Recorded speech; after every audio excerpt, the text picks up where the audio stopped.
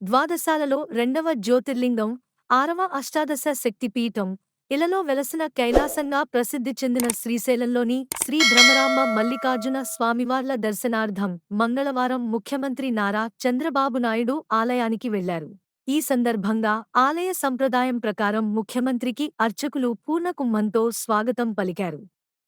ఆలయంలో ప్రథమంగా రత్నగర్భ గణపతిని దర్శించుకున్న సీఎం అనంతరం శ్రీశైల మల్లికార్జున స్వామిని, శ్రీ భ్రమరాంబ అమ్మవారిని దర్శించుకుని అర్చన కార్యక్రమంలో పాల్గొని భక్తి శ్రద్ధలతో ముఖ్యమంత్రి ప్రత్యేక పూజలు నిర్వహించారు.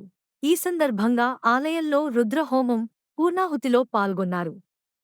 అనంతరం స్వామివారి మండపంలో వేద పండితులు వేదాశీర్వచనం చేసి తీర్థప్రసాదాలు అందజేశారు. ప్రాజెక్టు ఫోటో ఎగ్జిబిషన్ను చంద్రబాబు తిలకించారు. ఈ సందర్భంగా సీఎం కృష్ణమ్మకు జలహారతి ఇచ్చి అనంతరం ప్రాజెక్టు గేట్లు ఎత్తి నీటిని విడుదల చేశారు. ఈ సందర్భంగా చంద్రబాబు మాట్లాడుతూ, నా జీవితంలో ఈ రోజు చాలా సంతోషకరమైనది. జూలై తొలివారంలోనే శ్రీశైలం నిండటం శుభపరిణామం అని వ్యాఖ్యానించారు. ఈ రోజు నా జీవితంలో చాలా సంతోషకరమైన రోజు మనందరికి కూడా. జూలై నెలలోనే నిండిన శ్రీశైలం ప్రాజెక్ట్ ను చూస్తే గుండె నిండుగా ఉంది, ఆనందంగా ఉంది, ఆహ్లాదకరంగా ఉంది.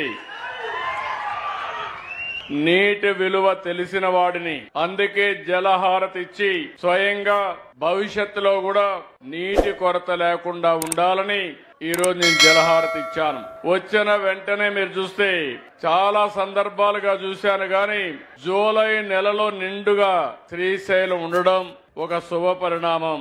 ఇంకా మన దగ్గర వర్షాలు పడలేదు, కొంచెం తక్కువగానే ఉన్నాయి. పైన వర్షాలు పడ్డాయి, ఆ వర్షాల వల్ల ఎక్కువ వరద నీళ్లు వచ్చాయి. దీనివల్ల మనకందరికి నీళ్లు వచ్చి శ్రీశైలం ఫుల్ అయింది.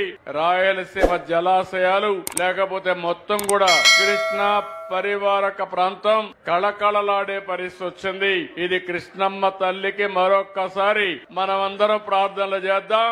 215 టీఎంసీ నీళ్లు శ్రీశైలంలో నిల్వ కెపాసిటీ. ప్రస్తుతం 200 టీఎంసీ నీళ్లున్నాయి. రోజుకి 1,70,000 క్యూసెక్స్ అంటే 17 టీఎంసీ నీళ్లు వస్తున్నాయి. సుంకేసుల, జూరాల ఇవన్నీ కూడా ఫుల్ అయినాయి. అటు మీరు చూస్తే ఏదైతే పైనుండే రిజర్వాయర్లన్నీ కూడా ఫుల్ అయి, తుంగభద్ర కూడా ఫుల్ అయి ఆ నీళ్లన్నీ కిందకు వచ్చే పరిస్థితి వస్తా ఉంది. ఇక్కడి నుంచి రేపటి నుంచి ఇప్పుడు మనం వదిలిపెట్టిన నీళ్లన్నీ సాగర్కి వెళ్తాయి. ఈ రోజు ఒక పక్కన నేను వస్తానే మల్లికార్జున స్వామి దగ్గరికి వెళ్లి దర్శనం చేసుకుని ప్రత్యేకమైన ప్రార్థనలు చేశాను. ఆ ప్రత్యేకమైన ప్రార్థన నా సంకల్పం నెరవేరాలని, రాయలసీమ కరువు సీమ కాకుండా రతనాల సీమ కావాలని ప్రార్థించారు. ఈ రాష్ట్రం సుభిష్టమైన రాష్ట్రంగా తయారు కావాలని చెప్పి కోరుకున్నాను. నీళ్లు మన సంపద. జలాలుంటే సంపద ఆటోమేటిక్ గా సృష్టించే శక్తి మీ అందరికీ ఉంది.